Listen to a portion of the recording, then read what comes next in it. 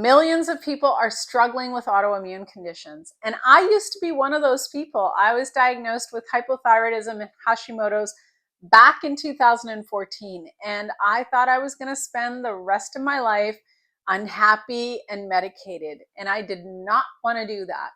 When it became very, very clear that the medication wasn't helping because I was still struggling with weight, chronic pain in my body. In fact, when I would get up in the morning, I couldn't stand up straight. I was in so much physical pain. My body was so inflamed. I had a lot of brain fog. I felt tired all the time, no matter how much I slept. I was depressed. I had gut issues. So needless to say, I did not want to spend the rest of my life like that. So I started researching, I started learning, and I actually had this insight. I like to call it a download. I had a download that I needed to go back to school, and I actually needed to try to understand how the human body works. So initially I started out learning about health coaching, and class one, I realized that wasn't going to be it. So I finished the certification, but I ended up doing multiple certifications in nutrition. And as much as I am very passionate about eating properly, I also understood that wasn't going to be the thing that was going to get to the root of the problem. And so eventually I ended up studying regenerative health, which is really focused on addressing the root causes of chronic illness within the body. 95% of the disease that we see out there in the human population is related to diet and lifestyle. And that means the solution is also really simple. If somebody is willing to change their diet and lifestyle, they can actually change their health outcomes. And I've seen so many things in the last few years in terms of how the body responds when we actually support it properly through diet and lifestyle. So when it comes to autoimmune conditions, there are a few things that are really, really important to pay attention to. Number one, obviously, is always the diet. Our body makes cells and tissues from what we're putting into our body. So if we're eating foods that are loaded with chemicals and pesticides, additives, preservatives, they're frankenfood, they're ultra processed foods, then we're not giving our body the best building blocks when it comes to actual health and nutrition.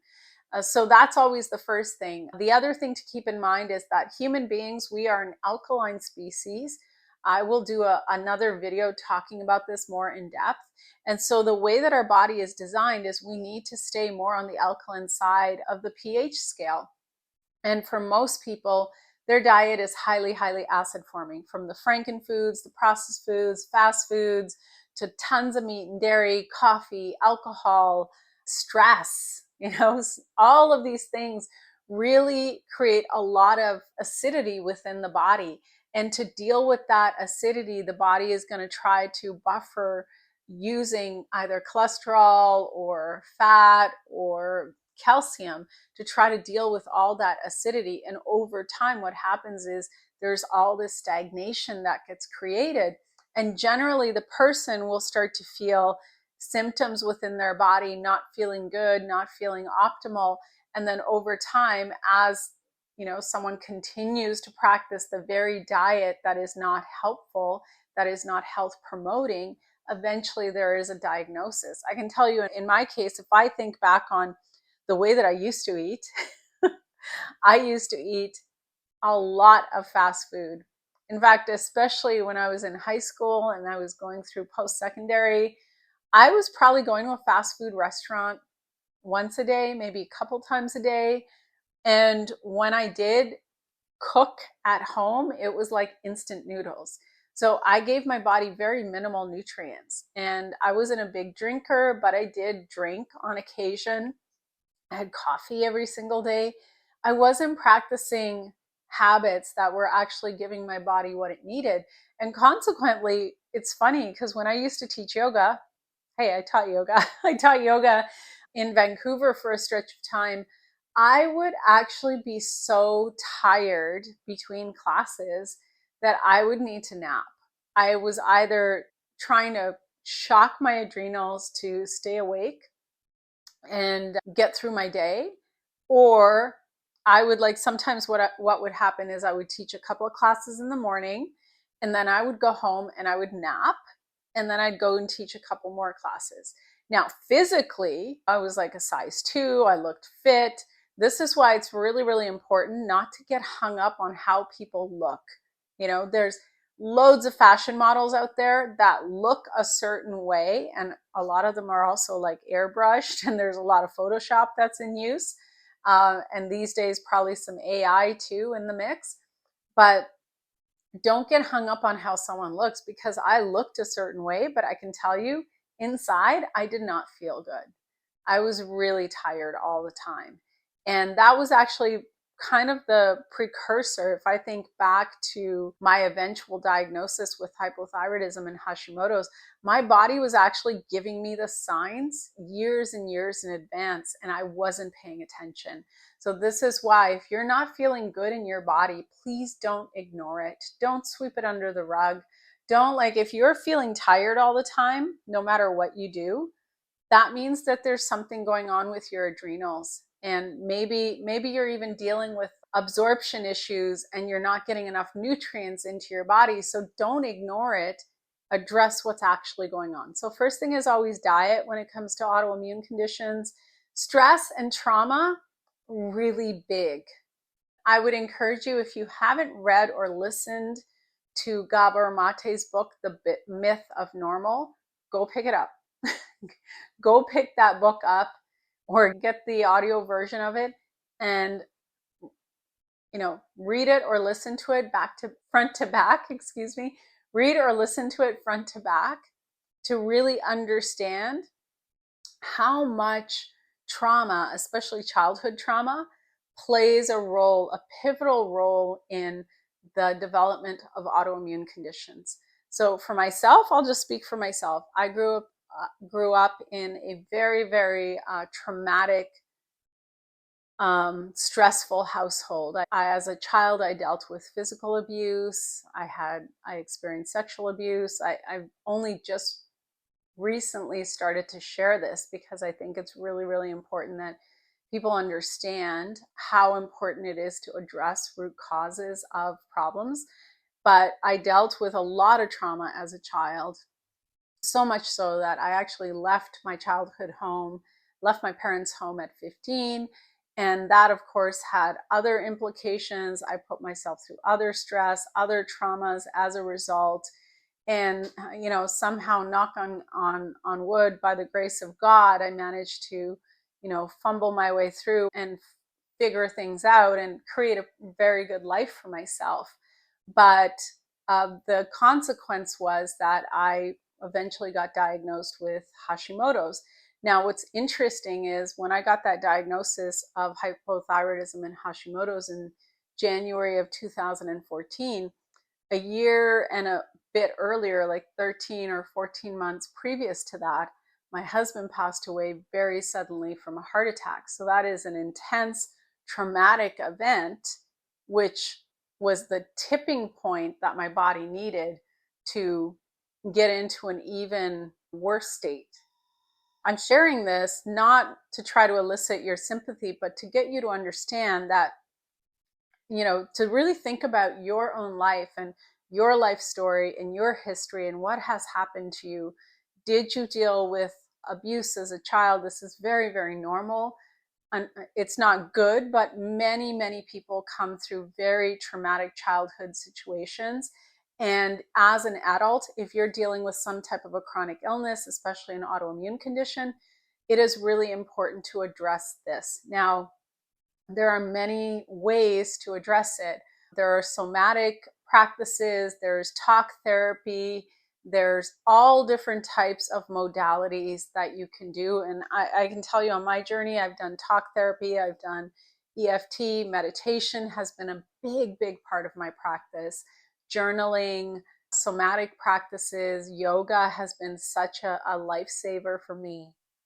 I've also worked with different therapies at different times.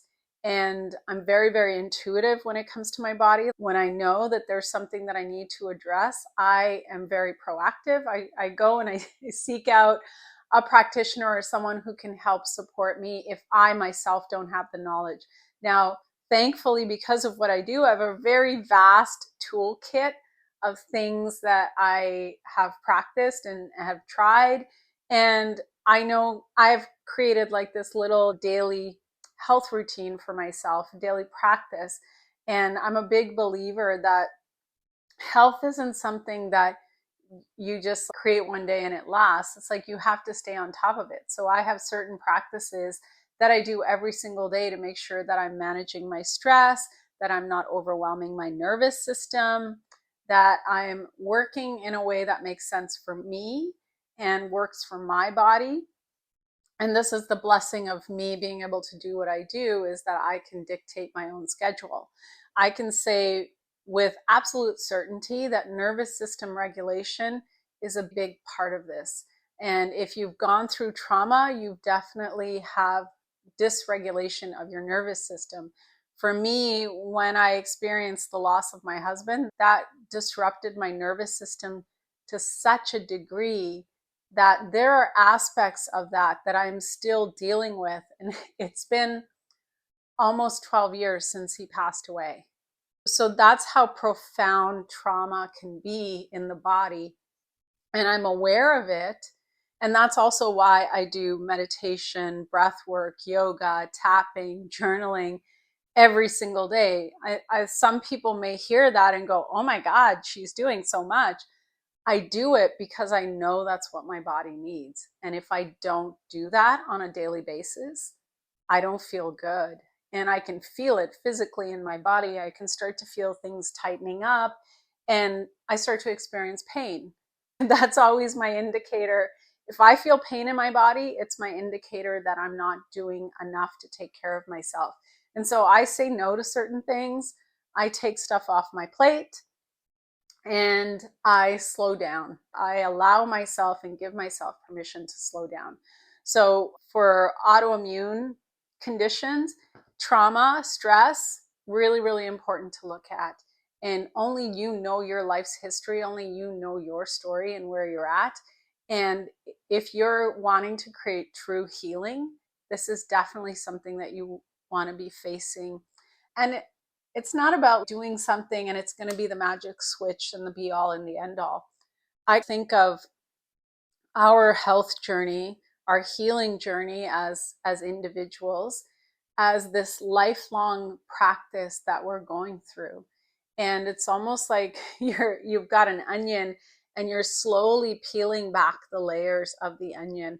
For myself personally, I'll do a protocol, and I usually do these deep dive protocols where I'm addressing my diet, my nervous system, I'm doing parasite cleansing, I'm working on my mindset. I'm doing all of these different things simultaneously in kind of like a container in a certain period of time. And then when I come out of that, I allow everything to integrate for several months. And then usually I'll feel that call like, okay, I got to go in again. There's more stuff that needs to be worked on. And I don't get discouraged by it because I understand my history and how much my body, my mind, my emotions have had to deal with my entire life. And so I don't have a deadline on like, oh, if I'm not done by this time, I'm done. Like, I'm not going to do this anymore. No, I just very lovingly continue to do the work. And in the meantime, between protocols, I continue to practice the great habits around sleep, diet, exercise, mindset, regulating my nervous system. I keep doing the work. It's like literally how I do my lifestyle. And this is like, if you can wrap your head around this and commit to this, you're going to do your body and yourself so much good. So many people have this tendency of this short-term fix. They'll do something for 30 days or 60 days, and then they go back to the habits that are not supporting health in their body. They'll go back to drinking, or they'll go back to eating junk, or they'll just do the things that are really self-destructive and not loving at all. And I'm going to encourage you to actually commit to your own journey for the long run, like for the rest of your life. That's the kind of commitment I'm talking about. Love yourself enough to just do the work. Do the work. Do the dang work. Okay. So that, and then the other aspect that's very, very important to address is parasites. Parasites are a huge factor. I've done another episode where I talk about parasites. I'm sure I'm going to be doing other videos where I'm going to talk about parasites, because this is something that is completely overlooked by Western medicine. In Western medicine, the thinking is that parasites are something that only exist in third world countries. And I cannot tell you a bigger crock of BS. Parasites are a factor for absolutely everyone. And when you're dealing with an autoimmune condition, you're also dealing with parasites. And the reason I can say that with certainty is one of the factors in autoimmune conditions is something called leaky gut. We're all exposed to glyphosate. So even if you're eating organic or you're eating regeneratively grown foods, which is what I do, we all still get exposed to glyphosate. Glyphosate is the active ingredient in Roundup. Roundup is sprayed very generously on crops, especially GMO crops. And I don't know if you know, but Roundup is actually, or glyphosate in particular, is patented as an antibiotic. If you know anything about antibiotics, you understand that antibiotics are anti-life. They destroy microbes. And the reason that Monsanto, who makes Roundup, got their patent through for Roundup and for glyphosate is that they told the FDA that glyphosate doesn't impact human cells, which is true. It does not impact human cells, but it impacts microbes. And in our gut, we have microbes. And so when we're breathing in glyphosate from the atmosphere and we're eating it through our food and it's being absorbed into our skin, because our skin is an organ. And there was a study that came out about a month ago or 2 months ago from France that said that when there's glyphosate in the atmosphere, it actually absorbs dermally into our body. So whatever we put on our skin goes into our bloodstream. And so that means that whatever glyphosate is present in this room is actually absorbing into my body through me inhaling, but also through the skin. And so glyphosate is a water-soluble toxin. Everyone is exposed to it. My dogs are exposed to it. And so what happens is when we're ingesting glyphosate into our body, not only is it destroying the microbes in our gut, but it's contributing to something called leaky gut. Leaky gut is when the tight junctions of your gut start to come apart, and then whatever is in your gut starts to leak into the rest of your body, right? And it can be pathogens, it can be food particles, it can be whatever. It could be chemicals that were in your gut that are probably your body intended to get rid of, but now they're in your bloodstream, now they're in the rest of your body. Now, when it comes to pathogens and parasites, those can settle into different tissues. It can settle into thyroid tissue, into the pancreas, into wherever they want to go in the body. They can cross into the blood-brain barrier. So what happens when we have a foreign invader in different parts of our body? Our immune system goes on high alert. It starts to attack that tissue. It's not attacking that tissue because it doesn't recognize that tissue. It's attacking what is in that tissue that should not be there, the pathogen or the parasite that should not be there. So this is why I always say that anytime we're dealing with an autoimmune condition, we are dealing with parasites. And depending on what someone is dealing with, whether it's Graves or whether it's type 1 diabetes or multiple sclerosis, that is an indicator of where the parasites are in that individual's body. Several months ago, I remixed a reel from this doctor who talked about how they had done an autopsy on MS patients after they had passed away. And what they found in those MS patients were parasites. Parasites that are taken over the central nervous system. And so this is why I always tell anyone who's got an autoimmune condition or any kind of chronic health issue or something like cancer, it's like, we need to do a parasite cleanse. We need to go deep and be willing to peel back those various layers and get them out. Okay, so those are some of the root causes of what is going on with someone when they're dealing with autoimmune conditions.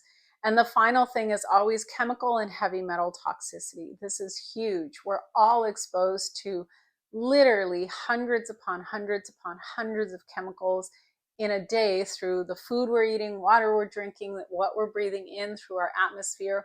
All of these things are playing a role in our overall health and well-being. So it is really important, if you're dealing with an autoimmune condition, that you're addressing chemical and heavy metal toxicity as well, because that is impacting your overall health and well-being. And then finally, I am going to do another video about this, but EMF exposure. We're all exposed to EMFs, right?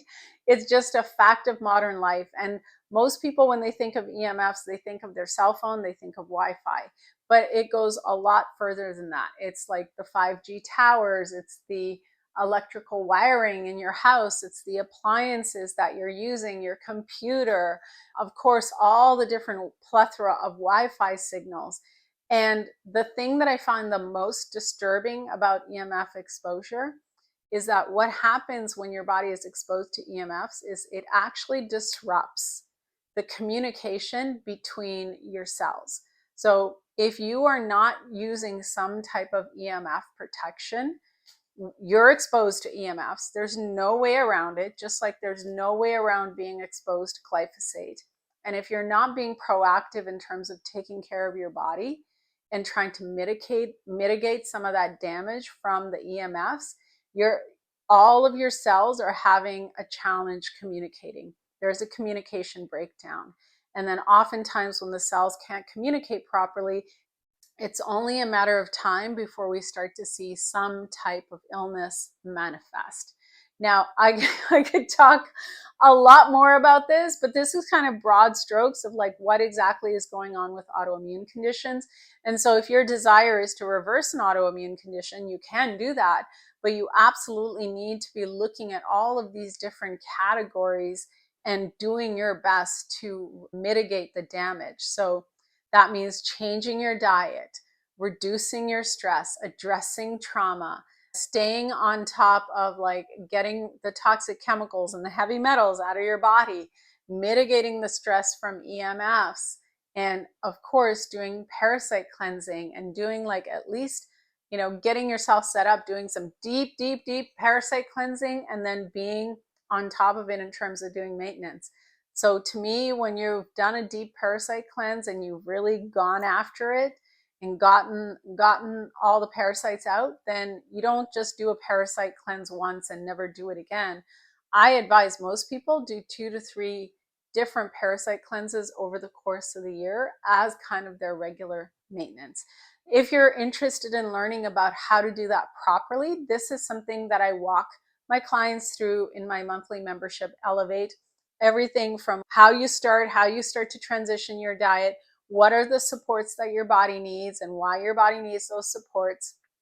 I bring in some amazing biohacks like molecular hydrogen, which uses frequency technology along with the molecular hydrogen, and it is profound, some of the changes that I see in people when we make just the dietary change along with the molecular hydrogen, and then we start to bring in some other really amazing tools along with like deeper parasite cleansing, and my clients' health changes pretty dramatically. So Elevate is the membership that you want to check out. It is linked up below. And I want to thank you for taking the time to watch this video. As always, please share this with someone who could really benefit from knowing this information. And I want to thank you for being here, and I will see you in the next video. Bye for now.